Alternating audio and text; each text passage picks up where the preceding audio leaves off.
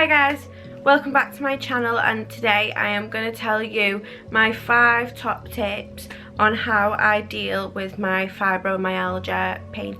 So I'm going to tell you my 5 top tips on how I deal with my pain management with my condition fibromyalgia. I don't talk about my fibromyalgia that much, I don't ever go into detail about it, but you'll understand why soon.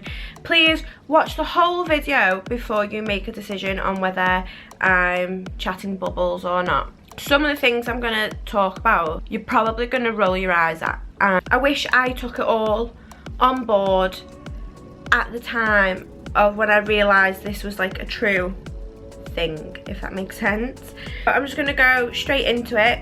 I'm not going to talk about the condition too much. I'm only going to talk about how I manage the condition. If you do want to learn about the condition itself, I will link a video below by, I think it's Mayo Clinic. I think they did a video about a year ago, like a podcast type video, that will explain more in detail about the actual condition itself. I'm just going to talk about how I personally manage my condition. As not a scientist, I'm not a doctor, I'm not well educated on my own condition, but I have experienced it and I am experiencing it, and this is why I want to do this video, as I wish I had this video when I got diagnosed in the first place. So I'm going to jump straight into it. Remember, don't roll your eyes. Watch the video till the end before you make your decision. So number 1, I want to talk about mindset. Mindset doesn't seem like a massive thing, but honestly it really is. I just want to ask you a question. How many times or how many people do you know who have lost or gained weight or become drastically ill due to stress? Stress is an emotion, but it can have a physical impact on you. So if you put yourself in a negative mindset, this can cause physical problems with your body, especially if you are dealing with a chronic pain disorder like I am. So the best way I can explain on doing this is stop thinking about what you can't do, start thinking about what you can do. Instead of making your condition your only topic of conversation you can discuss about, it's not the only conversation you can have. You don't have to talk about it 24/7. If you talk about it 24/7 and talk about the pain that you're in, which trust me, I know what pain you're in. If you talk about your pain on a regular basis, then all you're doing is talking yourself into pain. It's as simple as that. Stop making it your only topic of conversation and stop putting yourself in the mindset of you are your pain condition, because you're not. You won't. It's an obstacle, it's not who you are as a person. The best way I did this was I researched a lot of the law of attraction. This is one thing that helped me massively. Your chronic pain disorder can cause mental illnesses such as anxiety and depression, and obviously a lot more than that. If you let it, if that makes sense. I studied law of attraction a lot.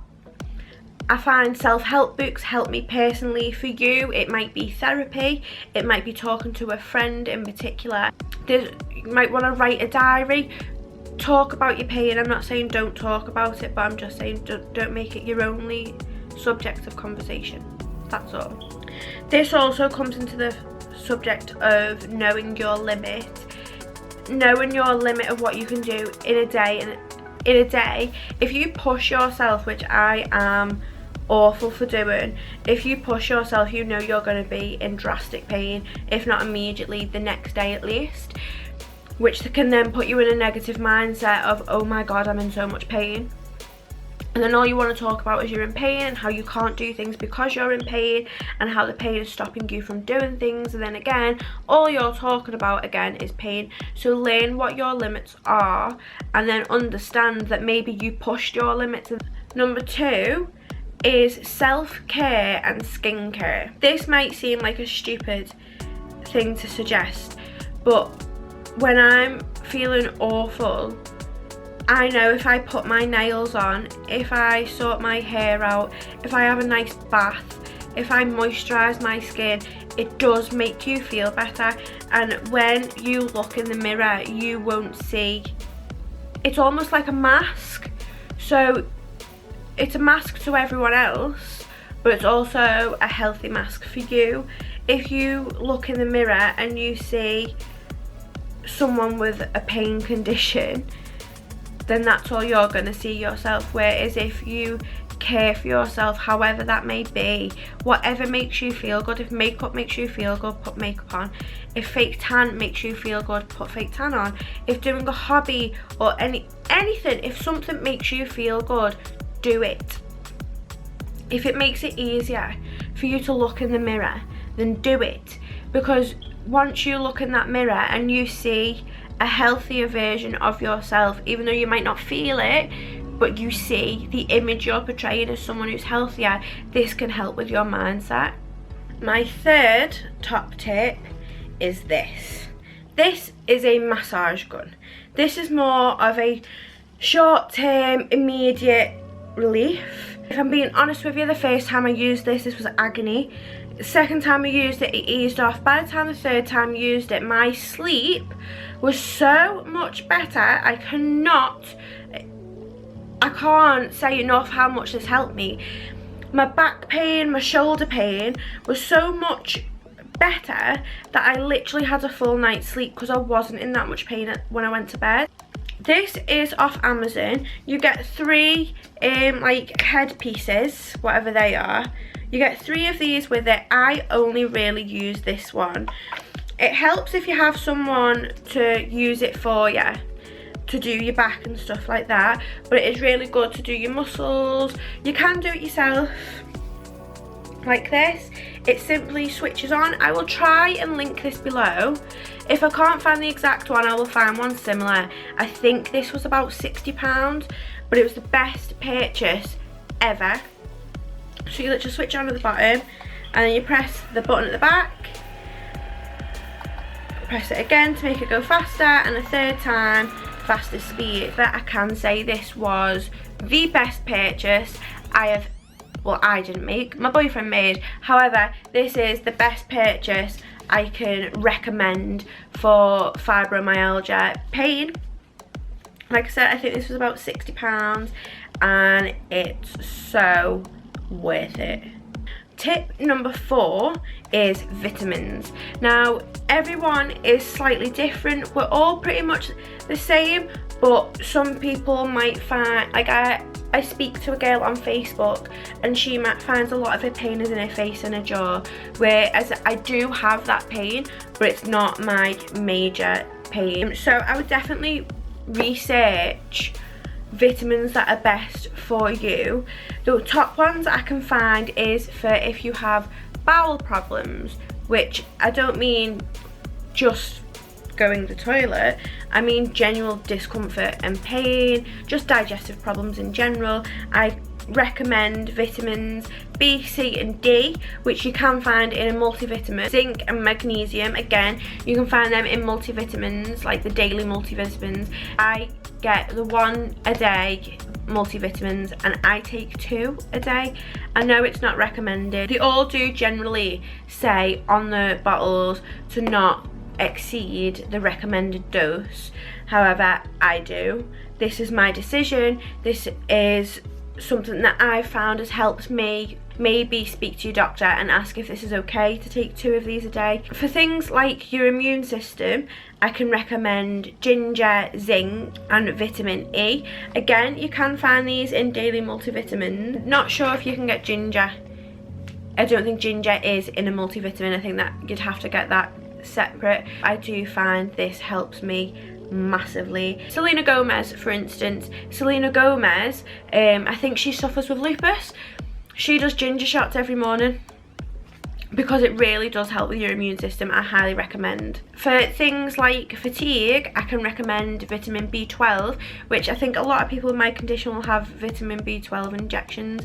I am not fortunate to have these, so I do have to have them in tablet form, just from your general herbal shop. I can recommend B12 as something that's really, really good for fatigue. And iron. Iron is an amazing one for fatigue. That is something I have been low on my whole entire life. So I do recommend maybe looking into getting some daily iron tablets. You can literally get these off the shelves of supermarkets. You don't have to go anywhere special, but do your research. Search for joint pain and stuff like that. Another thing I do recommend is hemp. Hemp, I don't know why, but it has helped me amazingly. I was told by someone who has diabetes to try this hemp oil, and I think it's meant to be a seasoning. It comes in like a big bottle. I got it from Holland & Barrett. She said she has a teaspoon at night and she found it helps her, so I thought, what's the worst that can happen? It was £9 for the bottle. I'll give it a go. It's gross, it's disgusting. However, I tried it anyway. I was just having like a swig of it a night. I did that for about 2 to 3 weeks.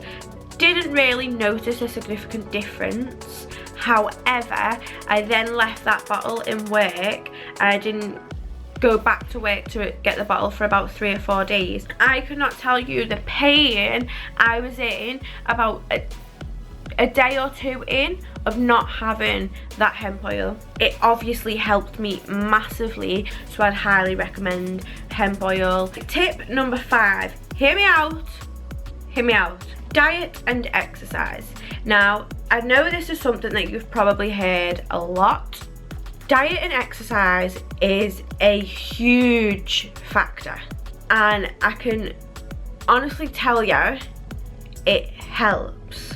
I'm not saying go to the gym every single day. Simply walk your dog every few days. If you don't have a dog, go for a stroll anyway.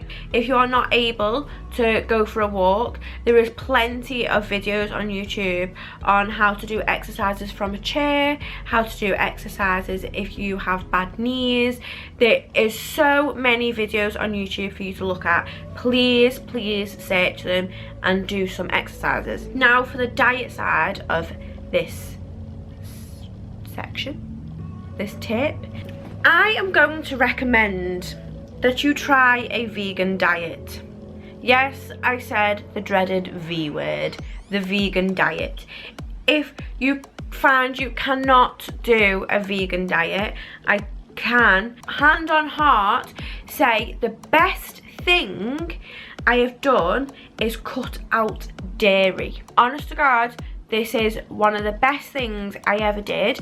I have about 4-5 clients in the salon who range between 40 to 60 who all suffer with fibromyalgia, and I told them to at least try just swapping a milk in your cups of teas or your cup of coffees. That's it. Just swap it for an oat milk or an almond milk in your cup of tea or your coffee. Or if you are a massive cereal eater, swap that milk. Try it for a week. What is the worst that can happen? If it doesn't help you, it doesn't help you, but I can tell you now it will. I was vegan, fully strict vegan, from July to about March. Due to lockdown, I wasn't able to get a lot of my vegan foods, and I'm sorry, but there's no such thing as the vegan police. Anything you do, no matter what you do, is going to help something. I'm by no means a vegan. I still eat chicken, I still eat tuna. I have completely, since July, cut milk out of my diet, and honest to God, the improvements in my body are drastic. And I'm not just talking digestive differences, I'm talking my actual physical pain, I'm talking my cognitive issues, which I do have a lot of. My sleep pattern has been different, my energy levels have been different, but I'm not here to cure you. However, I am here to help, and this is my biggest tip of them all: cut out milk. I'm gonna leave you on that one. This are the 5 things from trial and error that I have noticed that actually work. I want to live with a condition that is simply inconvenient. I don't want to live with a condition that is debilitating, and I do think these tips stop it from being one to the other. So please give this a go. I beg you. When you've watched this video, if you try these things and you find they work, let me know. I'm happy to talk about the condition in a positive manner. I am not happy to talk about the condition of oh woe is me, how bad is our lives, because I will come back again, and I will tell you positive thinking, love. Please like, comment and subscribe, and I might do another one of these videos if you find this helpful at all. So thank you.